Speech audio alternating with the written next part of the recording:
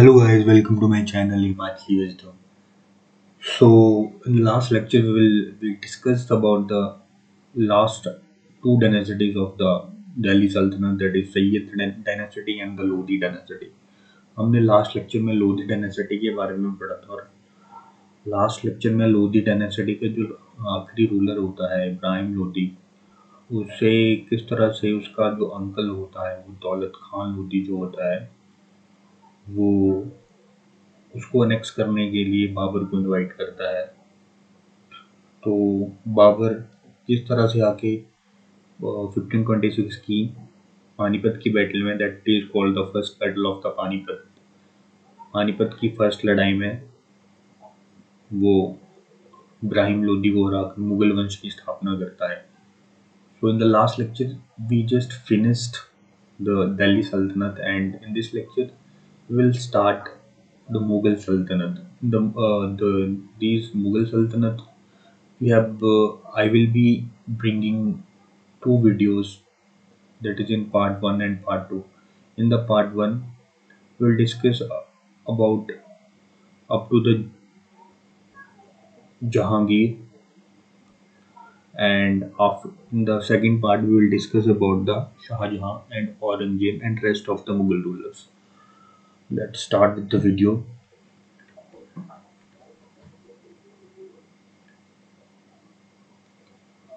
So Mughal period की शुरुआत जो होती है वो 1526 के बाद होती है। दैट इज 1526 में जो फर्स्ट बैटल ऑफ पानीपत होती है बाबर और इब्राहिम लोदी के बीच में। तो इन 1526 में मुगल पीरियड की स्टार्टिंग होती है। तो सबसे पहला रूलर आएगा बाबर। तो बाबर के बारे में पढ़ते हैं।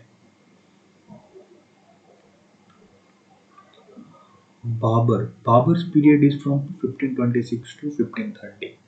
तो 1526 के बारे में तो आपको पता ही है। As I told you about the first battle of Panipat between the Babur and the Ibrahim Lodi. So who is Babur? Babur is the founder of the Mughal emperor. Mughal rule in India को बाबर ने स्टार्ट किया था।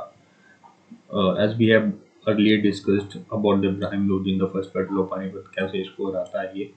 जब इब्राहिम लोदी का जो अंकल होता है दौलत खान लोदी, जो इसको इनवाइट करता है बाबर को, और बाबर आके पानीपत की फर्स्ट बैटल में इब्राहिम लोदी को हरा देता है। तो बाबर ने मुगल वंश की स्थापना करने के बाद बहुत सी फेमस लड़ाइयाँ लड़ी हैं। एक तो first battle of Panipat, very important from the exam perspective, and the second one is 1527 AD the battle of Khanwa. Battle of Khanwa जो होती है ये राजपूत किंग होते हैं राणा संगा मेवाड़ की। ये मेवाड़ के जो राजपूत किंग होते हैं राणा संगा, उनके बीच में और बाबर के बीच में एक बैटल होती है जिसका नाम है battle of Khanwa. Battle of Khanwa, all these battles are very important from the exam perspective, so you need to learn this. Next battle is 1520 in 1528 AD, the battle of the Chanderi. Sorry यहाँ पे ए होगा। Battle of Chanderi जो है ये मेदनी राय के against जो है Babar fight करता है। And in the last battle, मरने से पहले उसकी लास्ट बैटल होती है बैटल ऑफ खागरा, जो कि लोदी डायनेसिटी का इसका अंकल होता है बाबर का, एक मोहम्मद लोदी, उसके अगेंस्ट लड़ता है।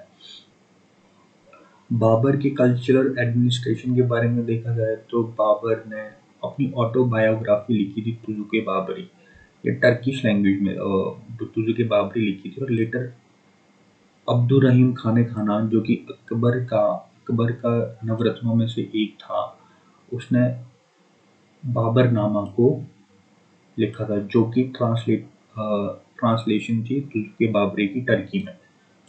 सो Tuzuke Baburi was written by Babur itself, and Babarnama is the translation of Tuzuke Baburi in Turkey by Abdul Rahim Khan. इसके अलावा बाबर्स ने लेटर्स ऑफ बाबर भी लिखे हैं, ये भी बहुत इम्पोर्टेंट है। उसके बाद क्या होता है कि बाबर की डेथ हो जाती है 1530 में, और उसकी जो इसकी डेथ है जो आगरा में होती है, और इसकी टॉम जो है वो काबुल अफगानिस्तान में, आउटसाइड इंडिया। अभी इसकी जो कब्र है वो अफगानिस्तान में। Let's move to the next ruler.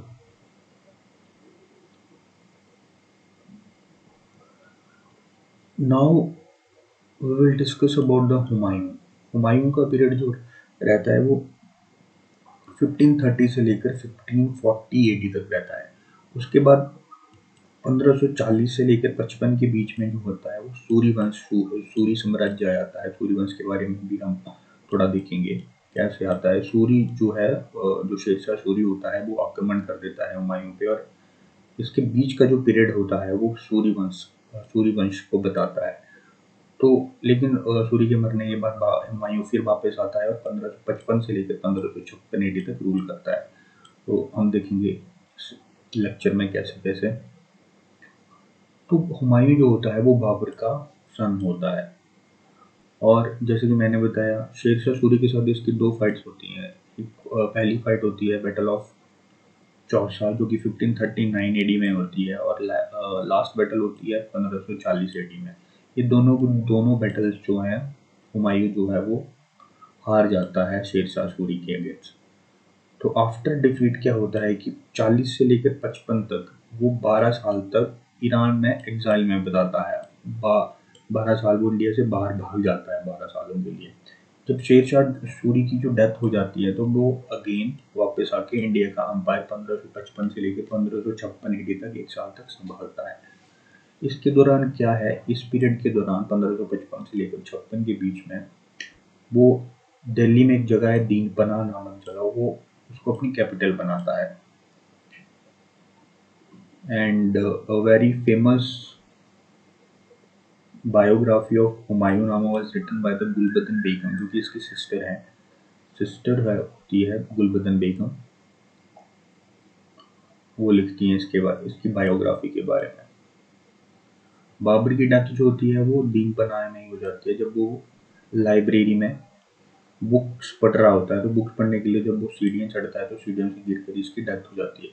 ये क्वेश्चन भी बार बार पूछा जाता है एग्जाम्स में, especially in the SSC CGL and SSC CHSL exam, that which ruler from the Mughal empire dies while reading books। या फिर ऐसे पूछा जाता है कि कौन सा मुगल रूलर ऐसा दो कि वो सीढ़ियों से गिरकर जिसकी डेथ हो गई थी या पढ़ते पढ़ते जिसकी डेथ हो गई थी। तो the right answer to this question was is Humayun. This is all about Humayun. और हुमायूं, ये जो पिक्चर आप देख रहे हो ये है हुमायूं टॉम, जो कि जो उसका बेटा था अकबर हुमायूं का, उसने बनवाया था। This structure is in Delhi right now. It is the picture of the Humayun. Let's move to the next slide.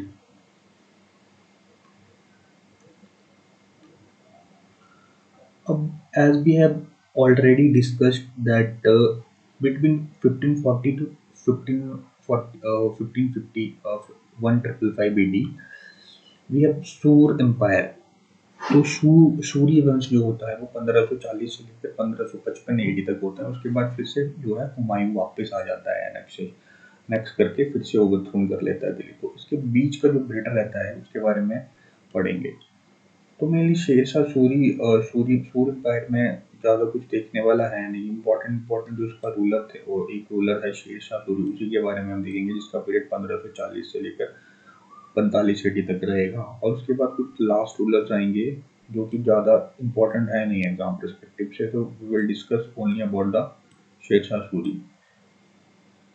Sher Shah Suri के बारे में देखा जाए तो हिज पीरियड वाज फ्रॉम 1540 से 1545 एडी तक रहता है। और ये जो शेरशाह सूरी होता है ये हसन खान, ये जागीरदार होता है सासाराम का। एक जागीरदार होता है। लोधी, जो इब्राहिम लोधी होता है the last ruler of the Lodhi dynasty, वो उसकी जागीर जो है उसके फादर की, दैट इज शेरशाह सूरी की जो फादर की जागीर है वो उसको देता है। और 1527 से लेकर 1528 तक जब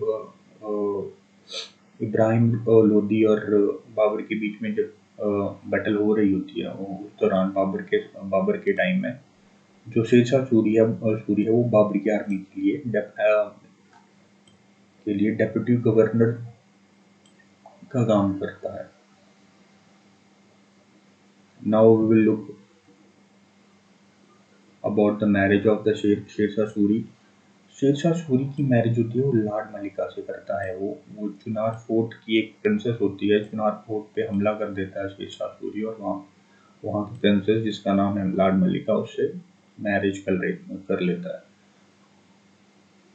कुछ इम्पोर्टेंट जो एडमिनिस्ट्रेशन शेरशाह सूरी ने जीती थी वो है रणथंभौर, चित्तौड़ और कलिंजर। कलिंजर के किले को जीतते टाइम जो होता है वो शेरशाह सूरी की डेथ हो जाती है, दैट इज इन 1545 एडी।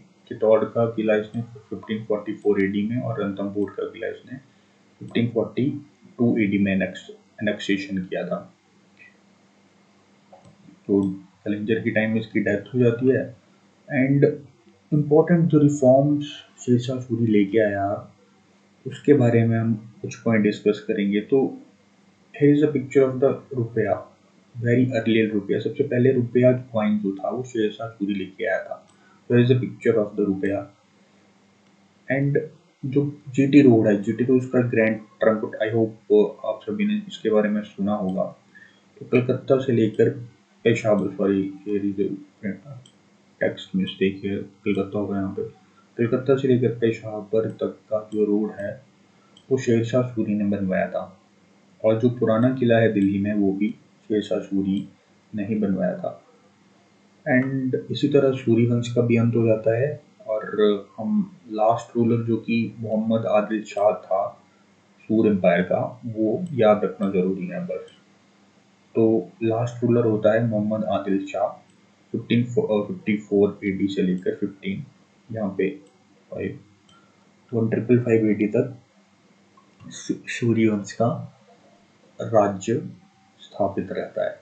और इसके बाद हम देखेंगे अगेन, इसके बाद क्या होता है कि 1555 से लेकर 56 तक, जैसे कि मैंने लास्ट स्लाइड में आपको बताया कि जो हुमायूं होता है वो फिर से वापस आ जाता है और एक साल तक गद्दी पे बैठ के 56 में उसकी डेथ हो जाती है।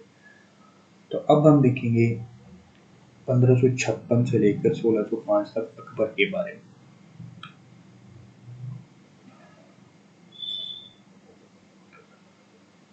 So he is a very famous Mughal ruler, Akbar, the great Akbar. I hope आपने इनके बारे में बहुत सुन रखा होगा। अकबर पे बहुत ज़्यादा मूवीज भी बन चुकी हैं, बहुत ज़्यादा वीडियोज भी बन चुके हैं अकबर के बारे में। अकबर के बारे में कौन नहीं जानता। Akbar was a very famous ruler. And but इसके बारे में इम्पोर्टेंट बात ये थी कि अकबर जो था वो अनपढ़ था, इज अ इलिटरेट। तो ये क्वेश्चन भी बार बार पूछा जाता है कि विच मुगल रूलर वाज इलिटरेट। तो अकबर जो था वो था हुमायूं का सबसे बड़ा बेटा जो होता है वो अकबर था। अकबर जो था वो 14 साल की उम्र में गद्दी पे बैठता है कलानौर नामक जगह पे, जो कि पंजाब में है। और इसको पेट्रोनिज करता है Bairam Khan. That is 14 year की एज क्या होती है, छोटी सी एज का था ये। तो उसको राज्य की इतनी समझ नहीं थी, तो इसकी सपोर्ट के लिए बैरम खान उसको रेजेंसी प्रदान करता है। ठीक है।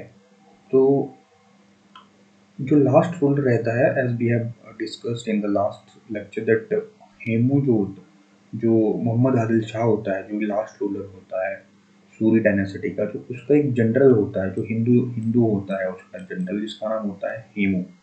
तो हेमू और बैरम खान जो कि अकबर की तरफ से लड़ता है, मुगल एम्पायर की तरफ से, वो हेमू के साथ लड़ता है और उसको हरा देता है। This battle was called second battle of the Panipat, that is 1556 AD. In 1556 AD, that Akbar on Bairam Khan on the behalf of the Akbar defeated Hindu general Hemu, who was the general of the last ruler of the Suri empire. तो इस तरह जो है वो second battle of Panipat में बैरम खान जो है वो हेमू को स्लेन कर देता है, और इस तरह से सूरी वंश का पूरी तरह से सफाया हो जाता है और पूरी तरह से अब मुगल रूलर ही आगे चलेगा। तो अकबर क्या होता है कि वो 18 साल की उम्र में बैरम खान को बोलता है कि ठीक है, मैं पूरा अपना राज्य संभालने के योग्य हो गया हूँ, तो मैं आपकी रेजेंसी को अब छोड़ता हूँ। तो वो अकबर बैरम खान की रेजेंसी को ही लेफ्ट 1560 में। उसके बाद 2 साल तक अकबर जो है महामंगा के अफेक्ट में रहता है फ्रॉम द पीरियड 1560 टू 1562। इस पीरियड को पेटीकोट गवर्नमेंट पेटीकोट पीरियड भी बोलते हैं, पेटीकोट पीरियड। अकबर जो था वो हिंदूज जो थे, इंडियन हिंदूज जो थे, उनको अपने रूल में मिलाने के लिए बहुत ज़्यादा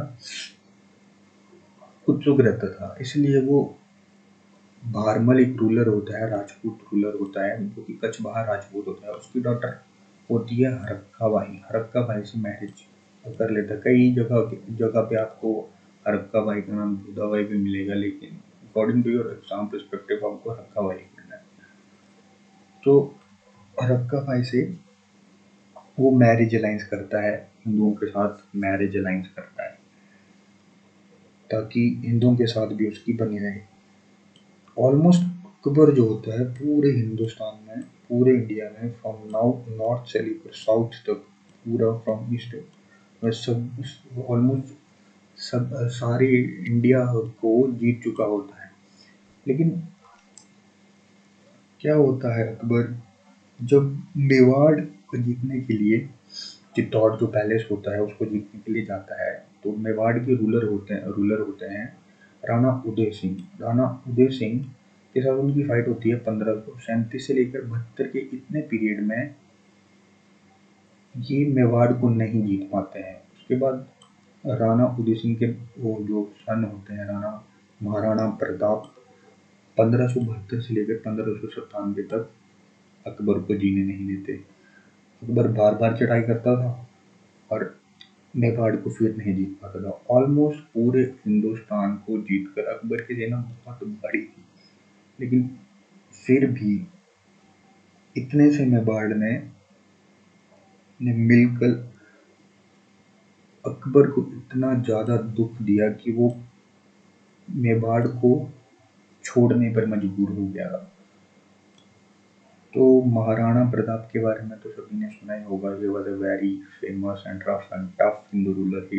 Here was the picture of the Maharana Pratap.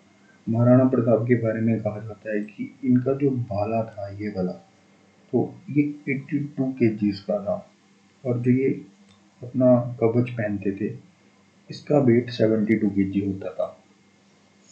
तो ऑलमोस्ट ये जब चलते थे तो अपने साथ 360 kg का भार, जो भी उनके अस्त्र शस्त्र होते थे, उन्हीं का होता था। And he was 7 foot 7 inches long. तो उनकी हाइट 7 फुट के करीब थी। तो you can imagine how dangerous and how robust fighter he was. तो महाराणा प्रताप और मुगल की जो आर्मी होती है, उनके बीच में हल्दी घाटी में बैटल होती है 1576, जो कि महाराणा प्रताप और अकबर की तरफ से लड़ता है मान सिंह, मुगल आर्मी की तरफ से।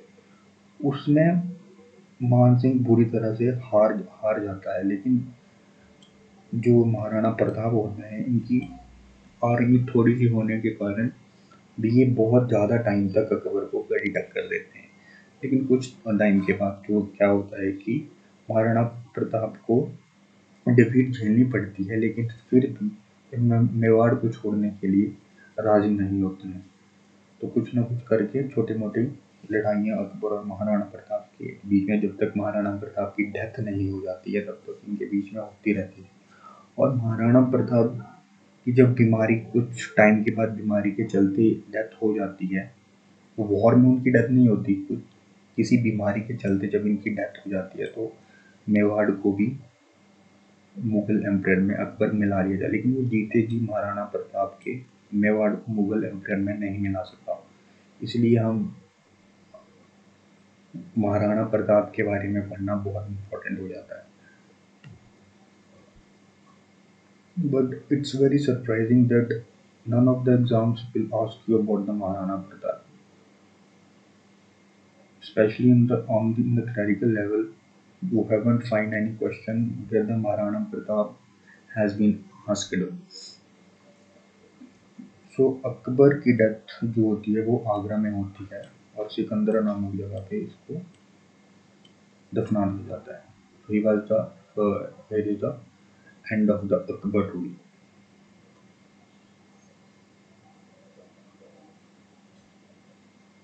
Now we will look upon some cultural administrations of the Akbar. तो अकबर क्या था कि अकबर एक बहुत ही नोबल रूलर भी था.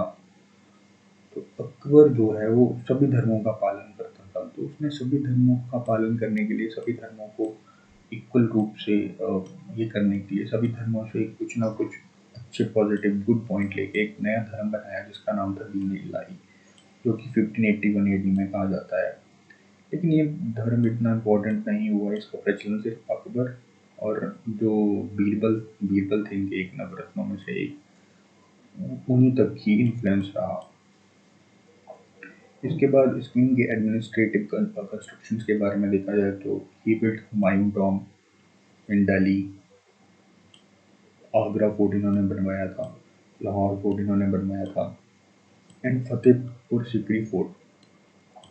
फतेहपुर सिकरी फोर्ट के बारे में कहानी है कि अकबर अकबर जो था वो काफ़ी समय से मतलब बे औलाद रहता था. तो उसको कोई औलाद नहीं होती थी.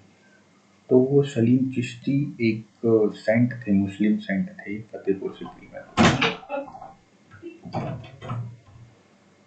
फतेहपुर सिकरी में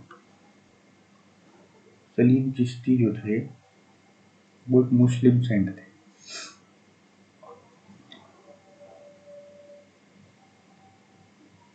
तो वो फतेहपुर सिकरी जाते हैं और वहाँ पे सलीम चिश्ती के जो उनके कुछ रिचुअल्स हैं उनके उनके उन, उनकी चैरिटी से उनको एक बेटा पैदा होता है जिसका नाम होता है शेखो बाबा, दैट इज सलीम. जो शेखो बाबा थे वही जल के आगे सलीम दैट इज जहांगीर बनते हैं. तो जहांगीर वाज ऑल्सो नोन है शेखो बाबा और सलीम, जो कि बेटा होता है किसका, अकबर का.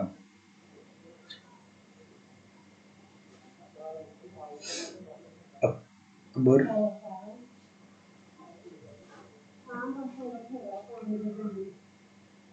now we will look upon the 9 jewels of the Akbar. तो अकबर के दरबार में नवरत्नों के बारे में सभी ने सुना होगा. तो भी है मुल्ला दो प्यासा, बीरबल, टोडरमल, अब्दुल फजल, मान सिंह, भगवान दास, फैजी एंड तानसेन जो कि म्यूजिशियन था. इनमें से जो मुल्ला दो प्यासा था ये कुक था. बीरबल के बारे में आपको सभी को पता है. टोडरमल जो थे ये फाइनेंस मिनिस्टर थे. अब्दुल फजल जो थे ये जो कल्चरल और जो कि कल्टीवेशन से रिलेटेड फील्ड से रिलेटेड एडमिनिस्ट्रेशन होती थी उनको संभालते थे. और देन देयर वाज ए भगवान दास जो कि सन थे भारमल. भारमल जो था जिसकी बेटी रक्का बाई से अकबर ने शादी की थी, उनका सन था भगवान दास.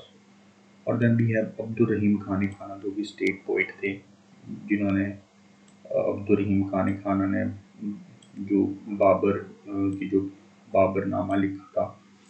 And Tansen was a musician. And one of the most important administration of the Hindu culture from the Akbar's time was Tulsidas. Tulsidas भी अकबर के reign के टाइम में रहते हैं. तो रामचरितमानस जो है वो अकबर के पीरियड के टाइम में लिखी जाती है. सो अकबर के टाइम में तुलसीदास रामचरितमानस और ये हिंदू जो ग्रंथ है उसको लिखा गया था.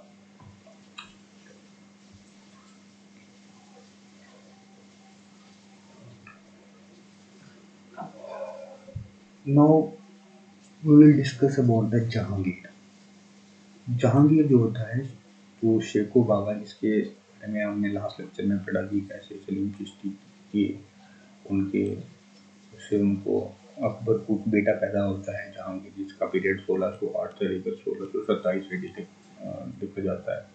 He was, let's look on some important points regarding Jahangir. Jahangir जो शेखो बाबा या सलीम जो होता है, वो अकबर का बेटा होता है। And he was very famous for his justice. जो उनके कोर्ट जस्टिस, उसके उससे वो बहुत फेमस रहता है। And one of the most important knowing about him that he has a chain of the justice, जिसको जंजीर आदिल बोलते थे। तो he was very famous for his justice. He married to मेहर उन्नीसा। वो मेहर उन्नीसा से शादी करता है, जिनका नाम होता है Noorjahan. Noorjahan was the wife of the Jahangir. Mehr Unnisa इनकी पिक्चर है, मेहर उन्नीसा की, and here is the picture of the Jahangir. Mehr Unnisa was a very powerful lady in the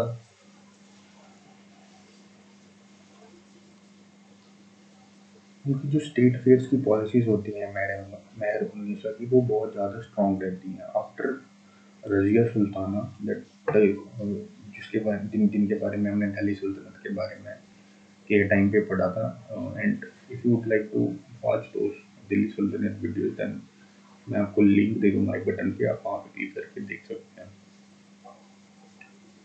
तो उनकी स्टेट फेयर्स की जो पॉलिसीज होती हैं जहांगीर की वाइफ की, मेहर उन्नीसा की, दैट इज नूरजहां की, वो बहुत स्ट्रॉन्ग होती है। तो जहांगीर जो होता है, वो मेहर उन्नीसा और अपने नाम पे सिक्के जलवाता है। तो सिक्के जलवाता है मेहर उन्नीसा और अपने नाम पे। एंड जहांगीर जो है, वो आगे चल के जगत गोसाई, दैट इज जोधा भाई, यहाँ पे जोधा भाई क्या, जगत गोसाई, उनसे मैरिज करते हैं, जिससे आगे चल के इनका बेटा पैदा होगा शाहजहां। जहांगीर के बारे में बोला जाता है कि इन 1608 आप देखोगे कि मुगल एम्पायर के टाइम से ही जो यूरोपियंस कंट्रीज हैं, उनका आगमन इंडिया में स्टार्ट, ब्रिटिशर्स का आगमन इंडिया में स्टार्ट होने लगता है। तो 1608 में सबसे पहले कैप्टन विलियम हॉकिंस आते हैं जहांगीर के दरबार में। उनको 400 मनसब दिए जाते हैं और वो ईस्ट इंडिया कंपनी के एडमिनिस्ट्रेटिव होते हैं। उसके बाद थॉमस रो आते हैं। He was the representative of the Kings James one of the England. वो जहांगीर से परमिशन मांगते हैं फैक्ट्री लगाने के लिए, लेकिन स्टार्टिंग में जहांगीर फैक्ट्री लगाने के लिए मना कर देते हैं, लेकिन कुछ समय के बाद सूरत में वो फैक्ट्री खोलने के लिए थॉमस रो को परमिशन दे देते हैं। जहांगीर वॉज नोन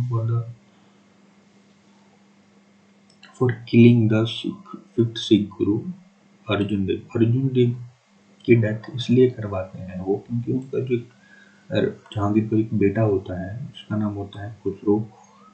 उनको वो जहांगीर के अगेंस्ट जो है वो रिवोल्ट कर देता है और वो शरण लेता है गुरु अर्जुन देव के पास जाके, जो कि फिफ्थ सिख गुरु थे सिखों के। तो फिफ्थ सिख गुरु जब इनको शरण देते हैं खुसरो को, जहांगीर के बेटे को, तो इस बात का पता जो है जब जहांगीर को लगता है, तो वो फिफ्थ सिख गुरु अर्जुन देव जी की वो हत्या करवा देता है। एंड जहांगीर ने भी अपनी बायोग्राफी लिखी थी, तुझो के जहांगीरी। और उसके बाद अकबर की डेथ है 1627 AD में हो जाती है, और उनको लाहौर में दफनाया जाता है। This is all about the Mughal emperor up to Jahangir. हम नेक्स्ट लेक्चर में औरंगजेब, शाहजहां और जो भी बचे हुए रूलर्स हैं मुगल्स एम्परर के, उनके बारे में देखेंगे। And if you would like to watch my other videos, then I will give you link on the I button. You can go there and watch those videos.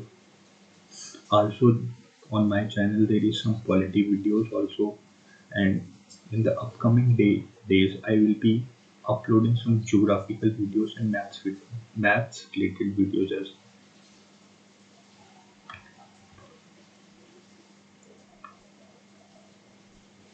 And अगर ये video आपको अच्छा लगा then please like to my channel and comment and subscribe. Thank you.